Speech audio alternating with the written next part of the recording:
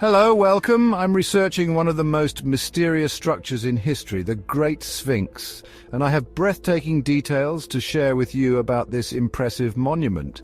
The tunnels and chambers that are believed to lie beneath it hold such mystery that, if the stories are true, humanity's greatest secrets may have been hidden in a secret room under the Sphinx thousands of years ago.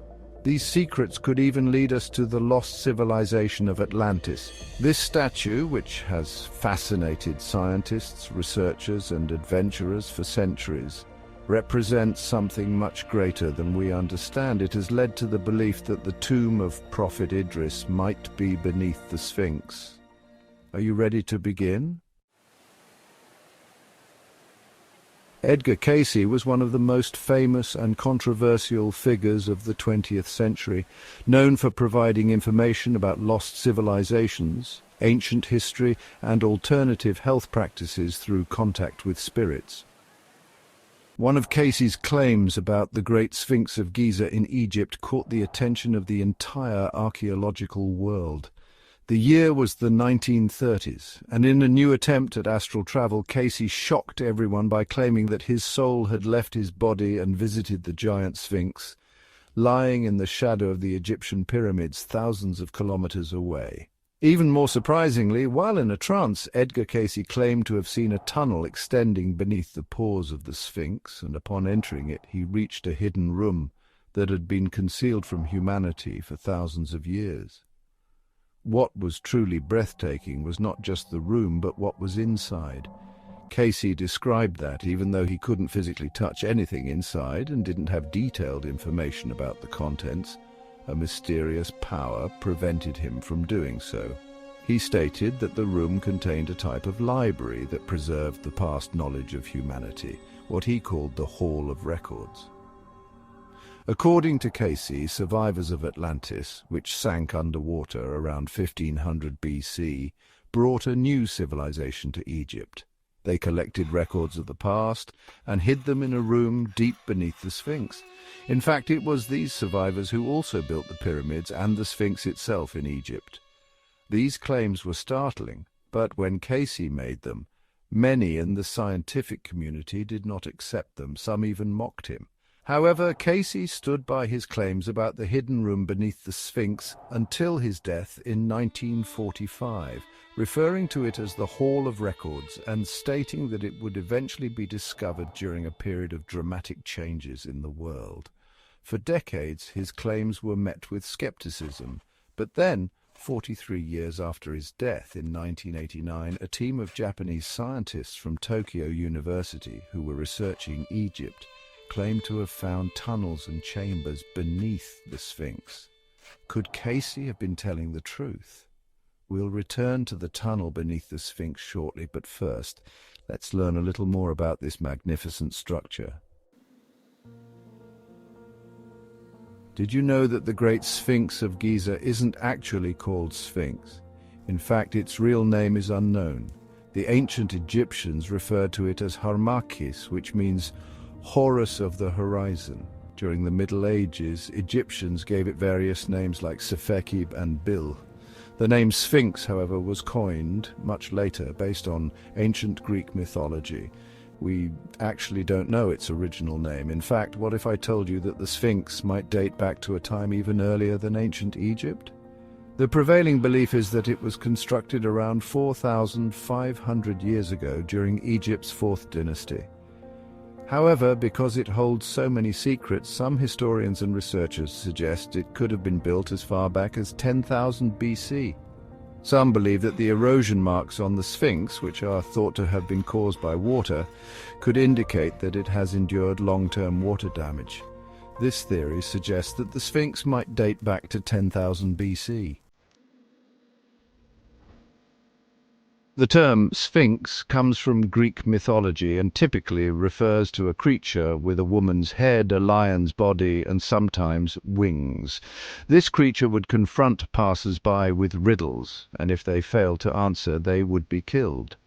When the Greeks visited Egypt, they saw the massive structure and believed it resembled the mythical Sphinx, hence the name. In Greek mythology, Oedipus, famous for his intelligence, answers the Sphinx's riddle correctly. The riddle asked, "What walks on 4 legs in the morning, 2 legs at noon, and 3 legs in the evening?" Oedipus answers, "Man," explaining that a baby crawls on 4 legs, an adult walks on 2 legs, and an elderly person uses a cane, making it 3 legs. The Sphinx, defeated, destroys itself in a fit of rage. Despite the similarities in name, the Egyptian Sphinx has a different meaning. In Egypt, the Sphinx was associated with the sun god Ra and was seen as a symbol of royal power and protection. The Sphinx is one of the most famous monuments in the ancient world, and its size is awe-inspiring.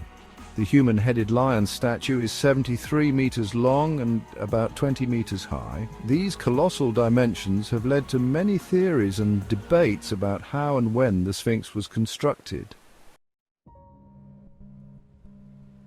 For a long time, the Sphinx was buried under sand. Around 3,500 years ago, Pharaoh Thutmose IV had a dream in which he was told that if he cleared the sand around the Sphinx, he would become the ruler of Egypt. He took this as a divine sign, cleared the sand, and began restoring the Sphinx. In fact, after this, he became pharaoh. Thutmose even erected a stone tablet between the Sphinx's paws to commemorate this event.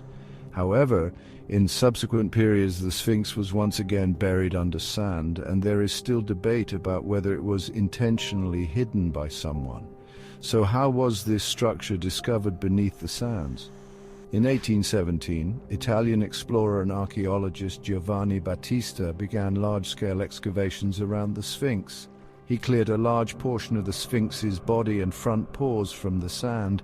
In 1858, French archaeologist Auguste Mariette continued this work. Between 1925 and 1936, a comprehensive cleaning and restoration project led by French engineer Émilie Barry uncovered the entire Sphinx and improved its drainage system. Today, one of the most striking features of the Sphinx is its missing nose. The most common legend is that Napoleon Bonaparte, during his invasion of Egypt, shot off the Sphinx's nose with a cannon. However, earlier drawings of the Sphinx show that its nose was already missing long before Napoleon was born. It is also believed that a 15th century Muslim man named Muhammad Sa'im al-Dah may have deliberately destroyed the nose as a protest against idol worship. It is generally thought that the Sphinx represents the pharaoh Khafra. This belief is based on its location near the pyramid of Khafra and the resemblance between the Sphinx's face and known statues of the pharaoh. However, detailed studies and face comparisons have shown that the face of the Sphinx doesn't perfectly resemble Khafra's, leaving the exact date of its construction and whom it was meant to represent still unresolved. Now, back to Edgar Cayce's claim that there is a hidden secret beneath the Sphinx. Could the world's greatest secrets be hidden there? Research into the Sphinx and what lies beneath it is ongoing. But before I discuss the tunnels and chambers, I want to share an intriguing piece of information about Prophet Idris.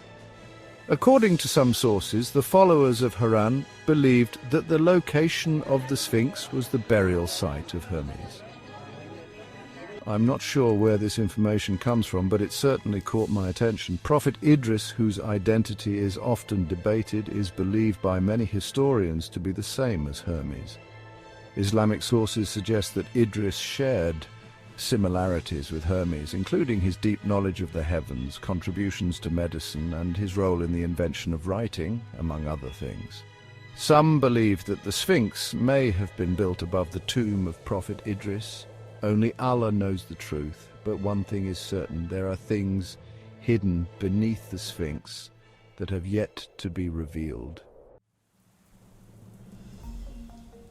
In 1798, the famous artist Vivant Denon drew an image depicting a man emerging from a hole in the Sphinx's head. This image points to mysteries both inside and outside the Sphinx. In the 1920s, a photo taken from a hot air balloon shows a large hole on top of the Sphinx's head. Today this hole is covered, but it was once a point of entry.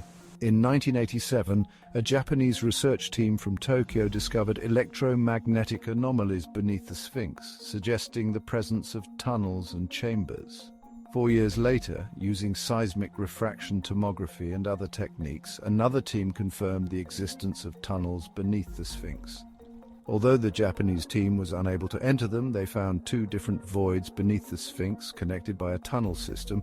In recent years, Dr. Zahi Hawass, the former Egyptian antiquities minister, confirmed the existence of several tunnels. He even shared footage of his team entering the Sphinx's underground chambers. However, he later seemed to reject the idea of further exploration of these chambers, and some researchers, like Graham Hancock, have suggested that Egyptian authorities, in collaboration with American archaeologists, have deliberately blocked any further research into the Sphinx's hidden secrets. So, as you can see, the mystery of what lies beneath the Sphinx continues to captivate us. There are several holes and entrances on its back, head and paws. I hope that soon someone will enlighten us with the truth, or else we might need to ask an expert in astral projection to check the Sphinx's underground mysteries for us. See you in the next video.